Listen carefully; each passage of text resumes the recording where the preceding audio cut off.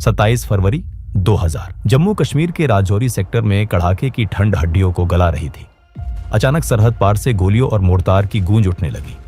Ashok listening post, जो कि रणनीतिक रूप से बेहद अहम थी, वहां हमारी 17 मराठा लाइट इन्फेंट्री के वीर जवान मुस्तैदी से तैनात थे। पाकिस्तान की तरफ से लगातार बिना रुके हैवी मोर्टार शेलिंग हो रही थी। हमारी ये पोस्ट कुछ इस तरह लोकेटेड थी कि ये 3 तरफ से दुश्मन की पाकिस्तानी पोस्ट से घिरी हुई थी। फायरिंग रुकनी नहीं चाहिए, अपनी पोजीशन होल्ड करो और कवर दो, दुश्मन को 1 इंच भी आगे मत बढ़ने देना। हमारे जवान अपनी जान की परवाह किए बिना मुस्तैदी से दुश्मनों को मुंह तोड़ जवाब दे रहे थे। लेकिन शेलिंग की इस भारी आड़ में पाकिस्तान एक बहुत ही नापाक, घिनौनी और कायरतापूर्ण साजिश रच रहा था। अंधेरे और मोर्टार की गूंज का फायदा उठाकर पाकिस्तान ने अपने 25 वेल ट्रेंड खूंखार आतंकवादियों को अपनी सेना की elite special service group SSG की वर्दी पहनाकर LOC के पार भेज दिया था। बंकरों के करीब पहुंचते ही इन दरिंदों ने ताबड़तोड़ फायरिंग शुरू कर दी।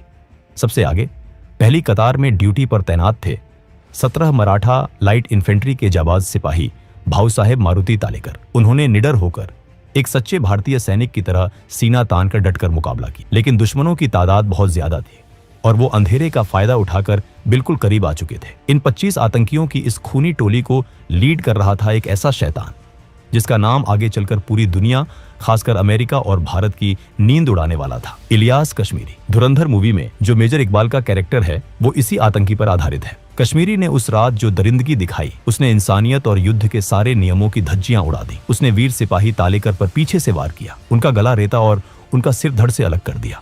हमारे 7 जवान वीरगति को प्राप्त हुए। तालेकर के सिर को एक ट्रॉफी की तरह लेकर इलियास कश्मीरी और उसके आतंकी रात के अंधेरे में POK वापस लौट गए। लेकिन सबसे शर्मनाक और रोंगटे खड़े कर देने वाला मंजर तो तब सामने आया जब इलियास कश्मीरी ये सिर लेकर सीधे पाकिस्तानी सेना के जनरल परवेज मुशर्रफ के पास पहुंचा। तुमने आज मुल्क का सीना चौड़ा कर दिया है इलियास। ये तोहफा पाकिस्तानी आवाम हमेशा याद रखेगी। यहीं से जन्म हुआ दुनिया के उस खूंखार आतंकी का जिसे आगे चलकर ओसामा बिन लादेन के बाद the most dangerous man on earth कहा जाने लगा। मोहम्मद इलियास कश्मीरी का जन्म 10 फरवरी 1964 को पाकिस्तान ऑक्यूपाइड कश्मीर की घाटी के भिंबर जिले में हुआ था। शुरुआत में उसने इस्लामाबाद की अल्लामा इकबाल ओपन यूनिवर्सिटी से कम्युनिकेशंस की पढ़ाई शुरू की थी। कॉलेज के दिनों से ही वो कट्टरपंथी जिहादियों के संपर्क में आने लगा। धीरे धीरे उसका ब्रेन वॉश हुआ और पढ़ाई बीच में ही छोड़कर वो कराची के जामिया उलूम उल इस्लामिया मदरसे में जा पहुंचा। 1980 के दशक में ये मदरसा कोई आम शिक्षण संस्थान नहीं था। ये इस्लामी आतंकियों और मुजाहिदीनों को पैदा करने वाली सबसे बड़ी फैक्ट्री बन चुका था। यहीं से कश्मीरी की मुलाकात पाकिस्तान की खुफिया एजेंसी ISI और सेना के जनरलों से हुई। उसकी जिहाद के प्रति उसके अंधे जुनून को देखकर पाकिस्तानी सेना ने उसे अपनी एलीट कमांडो फोर्स SSG का हिस्सा बना लिया। 1980 के दशक में सोवियत यूनियन की रेड आर्मी अफगानिस्तान पर कब्जा जमा चुकी थी। इस युद्ध में अमेरिका ने एंट्री मारी। ओसामा बिन लादेन जैसे अरबपतियों ने करोड़ों रुपए जिहाद के नाम पर झोंक दिए। अमेरिका की CIA, पाकिस्तान की ISI और ओसामा, ये तीनों एक ही टेबल पर बैठकर अफगान मुजाहिदीनों को तैयार कर रहे थे। ISI ने अपने इस नए और सबसे होनहार प्यादे इलियास कश्मीरी को नॉर्थ वजीरिस्तान के मीरान शाह भेजा।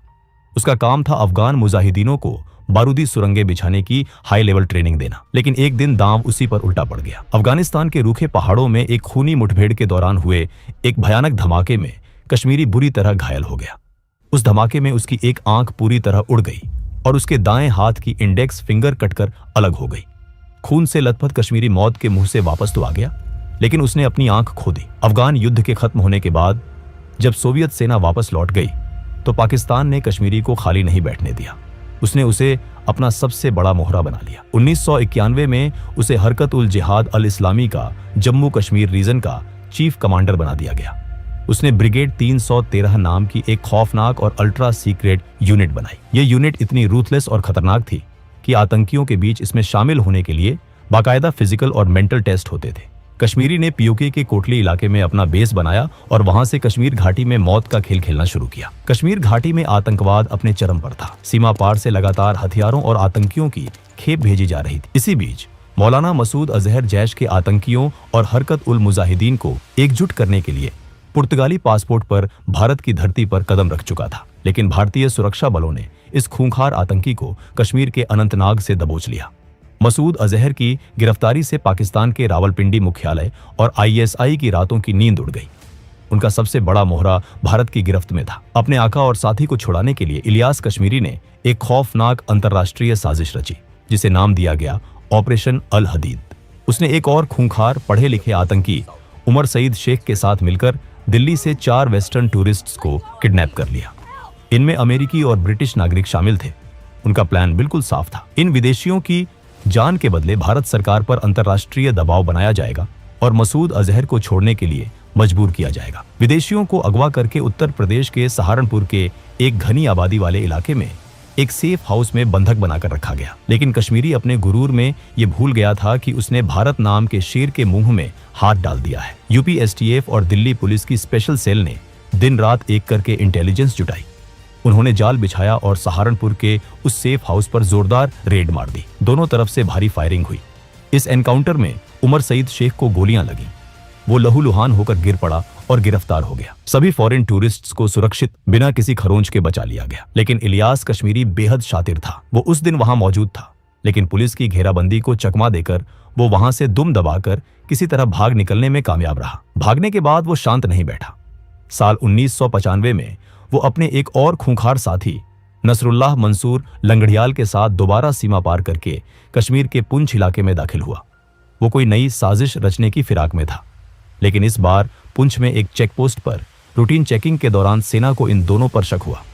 जब पूछताछ की गई और पहचान हुई तो सेना के भी होश उड़ गए। वो और कोई नहीं, ग्लोबल टेररिस्ट इलियास कश्मीरी और लंगड़ियाल थे। भारतीय सेना ने दोनों को दबोच लिया।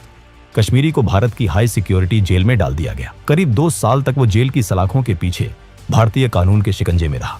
लेकिन भारत के लिए ये एक दुर्भाग्यपूर्ण पल था जब जेल सिस्टम के अंदर बैठे कुछ भ्रष्ट अधिकारियों की मदद से कश्मीरी एक दिन चकमा देकर जेल से फरार हो गया। लंगड़ियाल आज भी कश्मीर की जेल में अपने गुनाहों की सजा काट रहा है। लेकिन कश्मीरी वापस पाकिस्तान पहुंच गया। जब वो पाकिस्तान पहुंचा तो आईएसआई और आतंकी आकाओं ने उसका स्वागत ऐसे किया जैसे कोई बादशाह युद्ध जीतकर लौटा हो। उसे आतंकियों की दुनिया में एक लेजेंड का दर्जा दे दिया गया। 11 सितंबर 2001 को अलकायदा ने अमेरिका के वर्ल्ड ट्रेड सेंटर पर 2 विमान टकरा दिए। अमेरिका पर हुए इस हमले ने पूरी दुनिया की जियोपॉलिटिक्स को हमेशा के लिए बदल कर रख दिया। अमेरिका आगवा बुला था। अमेरिकी राष्ट्रपति जॉर्ज बुश ने पाकिस्तान के डिक्टेटर परवेज मुशर्रफ को सीधी धमकी दी, या तो तुम हमारे साथ हो या आतंकवादियों के साथ। अमेरिका के भारी दबाव और अपनी सत्ता बचाने की खातिर मुशर्रफ को मजबूरन वॉर ऑन टेरर में अमेरिका का साथ देने का ऐलान करना पड़ा। पाकिस्तान अब अमेरिका को अपने एयरबेस दे रहा था और आतंकियों की धरपकड़ का नाटक कर रहा था। जो सांप पाकिस्तान ने भारत और अफगानिस्तान को डसने के लिए पाले थे, अब वो उसी के गले की फांस बन गए थे। इलियास कश्मीरी, जो हमेशा से अमेरिका और वेस्ट का कट्टर दुश्मन था, मुशर्रफ के इस फैसले से आग बबूला हो गया। उसे लगा कि पाकिस्तानी सेना ने जिहाद के साथ गद्दारी की है। जब 2002 में आईएसआई ने कश्मीरी पर दबाव डाला कि वो अपने इंडिपेंडेंट ऑपरेशंस और अपनी खौफनाक ब्रिगेड 313 को बंद कर दे और सीधे जैश ए मोहम्मद को ज्वाइन करे, कश्मीरी ने साफ इनकार कर दिया। वो किसी और के इशारों पर नाचने वाला मोहरा नहीं बनना चाहता था। दुश्मनी इतनी बढ़ गई कि दिसंबर 2003 में कश्मीरी ने खुद अपने ही आका जनरल परवेज मुशर्रफ को बम से उड़ाने की खौफनाक साजिश रच डाली। असैसिनेशन का यह प्रयास फेल हुआ और तिलमिलाई पाकिस्तानी सेना ने कश्मीरी को गिरफ्तार कर लिया। 4 साल तक उसे पाकिस्तान की जेल में टॉर्चर किया गया। 2007 में जब वो रिहा हुआ तो वो एक बदला हुआ इंसान था। वो अंडरग्राउंड हो गया। लेकिन फिर हुआ पाकिस्तान के इतिहास का सबसे बड़ा और खूनी टर्निंग पॉइंट, 2007 का लाल मस्जिद कांड। इस्लामाबाद में पाकिस्तान की नेशनल असेंबली से मात्र 2 किलोमीटर की दूरी पर स्थित लाल मस्जिद को 2 कट्टरपंथी भाइयों अब्दुल अजीज और अब्दुल राशिद गाजी ने आतंकियों और चरमपंथियों का अभेद्य गढ़ बना दिया था। इन दोनों भाइयों ने मस्जिद से जुड़े 2 बड़े मदरसों के हजारों ब्रेन वॉशड स्टूडेंट्स की एक फौज तैयार कर ली थी। 2007 आते आते इनका गुरूर इतना बढ़ गया कि इन्होंने पाकिस्तानी संविधान को दरकिनार कर मस्जिद के अंदर ही अपना शरिया कोर्ट खोल दिया। स्टूडेंट्स ने पूरे इस्लामाबाद में शरिया कानून लागू करने के लिए तांडव मचाना शुरू कर दिया। उन्होंने चाइनीज मसाज पार्लरों से महिलाओं और कर्मचारियों को अगवा कर लिया, वीडियो शॉप्स और सीडी की दुकानों को आग के हवाले कर दिया और सरेआम ऐलान कर दिया कि जो भी महिला बुर्का नहीं पहनेगी उसके चेहरे पर तेजाब फेंक दिया जाएगा। चीन, जो पाकिस्तान का सबसे बड़ा सदाबहार दोस्त था, इस घटना से भड़क गया। चीनी राष्ट्रपति ने पाकिस्तान पर भारी डिप्लोमेटिक दबाव डाला कि उनके नागरिकों को तुरंत छुड़ाया जाए। मजबूरन पाकिस्तानी सेना को अपनी ही राजधानी में अपनी ही मस्जिद पर ऑपरेशन साइलेंस लॉन्च करना पड़ा। 4 जुलाई 2007 को सेना ने मस्जिद को घेर लिया। 10 जुलाई को एसएसजी कमांडोज ने मस्जिद पर धावा बोला। अब्दुल अजीज बुर्का पहनकर औरतों की आड़ में भागते हुए पकड़ा गया, जबकि दूसरा भाई अब्दुल राशिद गाजी सेना की गोलियों से मस्जिद के अंदर ही मारा गया। इस भयानक सैन्य ऑपरेशन में 100 से ज्यादा लोग मारे गए। इस घटना ने इलियास कश्मीरी के